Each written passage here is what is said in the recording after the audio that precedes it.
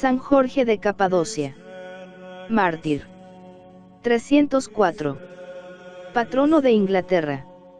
Memoria libre. 23 de abril.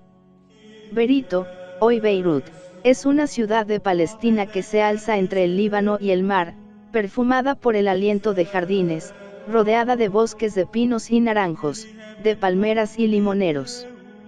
En otro tiempo fue famosa por la ciencia de sus jurisconsultos y por sus escuelas de derecho, y más todavía por la hazaña singular de un guerrero prodigioso. Cerca de la población había un lago, y en el lago vivía un dragón enorme, que era el terror de la comarca. Todo ser viviente que pasaba por allí, hombres o bestias, estaba en peligro de caer en sus garras. Más de una vez los habitantes de Beirut salieron armados para matar a la fiera, pero tuvieron que volverse tristes y diezmados. El monstruo agitaba la cola, apresaba con ella a los más atrevidos, los echaba en el lago y se los tragaba. Se repetía la historia de Polifemo en la cueva. Su insolencia había llegado a tal extremo, que cuando tenía hambre se apostaba a las puertas de la ciudad para echarse encima de los que salían.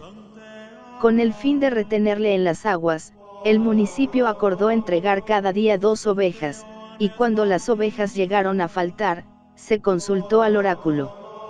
En su respuesta, el oráculo dijo lo que todo el mundo temía y todo el mundo quería evitar, que el dragón necesitaba víctimas humanas, y que era preciso echar suertes para saber el orden en que debían de ser sacrificadas las personas, como habían sido sacrificadas las ovejas. Para dar esta solución no era necesario consultar al oráculo. Cualquier jurista de los que vendían su ciencia en la plaza de la ciudad hubiera podido dar un consejo más acertado. Estoy viendo salir estas reflexiones de los labios del lector. Pero hay que saber que las palabras de los trípodes sagrados rara vez se distinguían por su sabiduría. Tal vez solo cuando a Sócrates se le dijo aquella profunda sentencia, «Conócete a ti mismo». Más me preocupa la sonrisa burlona con que la crítica moderna va a recibir mi relato.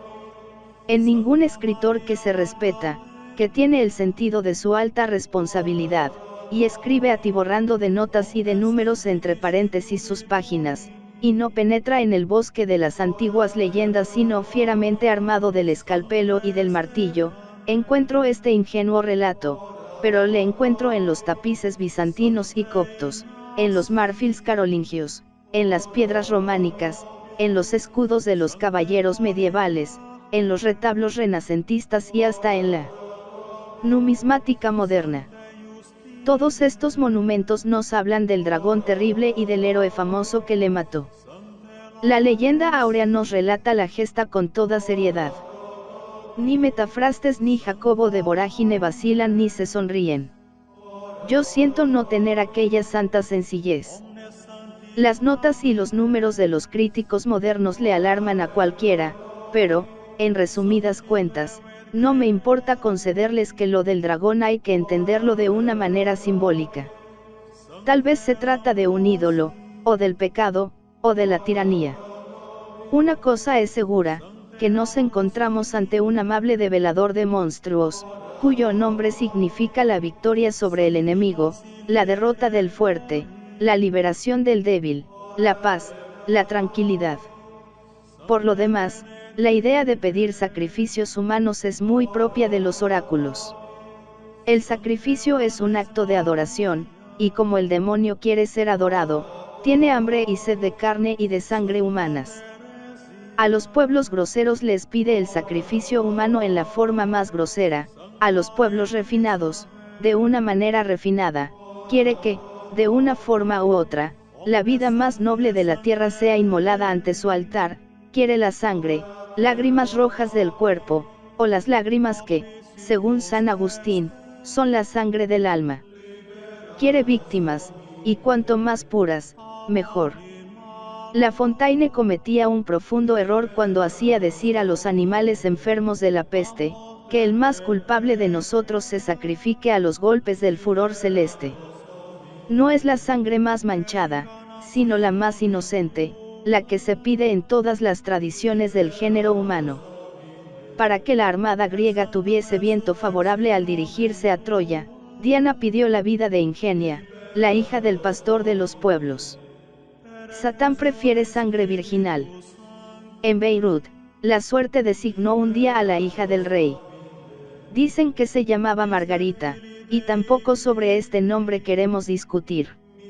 La reina rasgaba sus vestidos y se arrancaba los cabellos, la servidumbre lloraba y el rey se negaba a entregar a su hija única. El pueblo, que ya entonces se amotinaba, rugía en torno del palacio, dispuesto a pegarle fuego.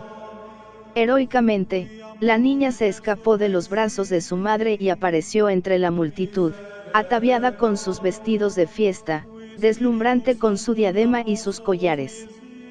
De ordinario, las víctimas tienen que ir al sacrificio con sus más ricos atavíos. Es una crueldad refinada, es como aguzar la punta del cuchillo.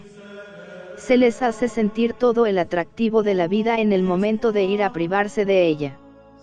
Pálida y temblorosa, la princesa camina hacia el lago donde habita la bestia. Cerca de él hay una roca, y junto a la roca un árbol. Allí la dejan atada y deshecha en llanto. Es tan triste morir en la flor de la juventud, cuando la vida sonríe, cuando la rosa se abre, cuando el sol del amor empieza a brillar sobre ella. Su última hora ha llegado ya.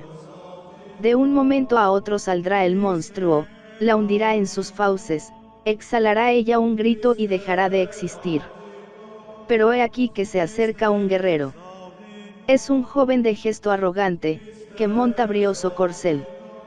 Es un guerrero, es un tribuno de los ejércitos imperiales, el casco brilla en su cabeza, la lanza relampaguea en su mano, y sobre los hombros flota la clámide de escarlata. Al oír los gemidos de la joven, la descubre, se le acerca, la interroga. Ella le cuenta su infortunio, él la desata y la consuela. De pronto, el lago empieza a hervir, las aguas se agitan espumosas, el dragón se retuerce, bosteza y mira en torno con indiferencia, sus roncos resoplidos inficionan el aire, sus silbidos horribles estremecen el valle.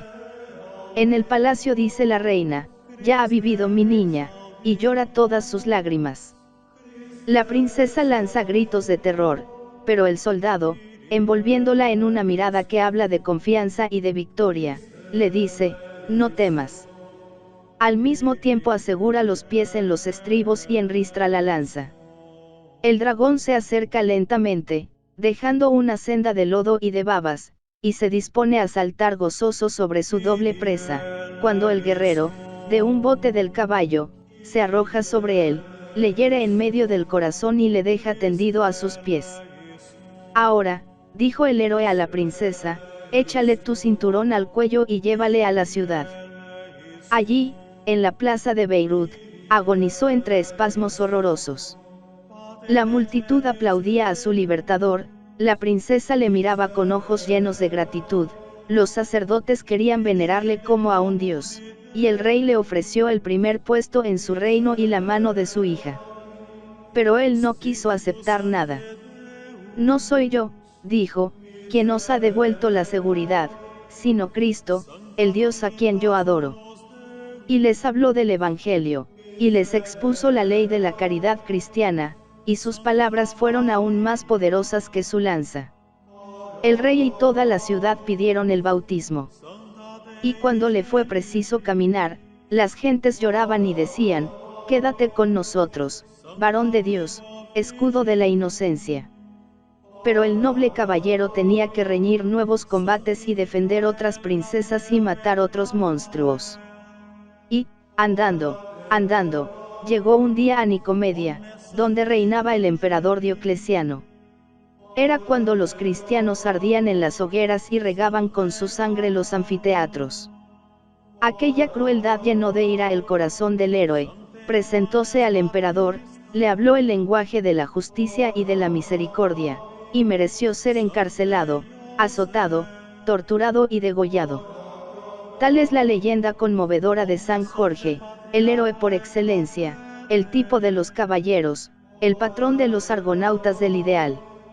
El Oriente recogió con amor la memoria de aquel a quien él llamaba el gran mártir.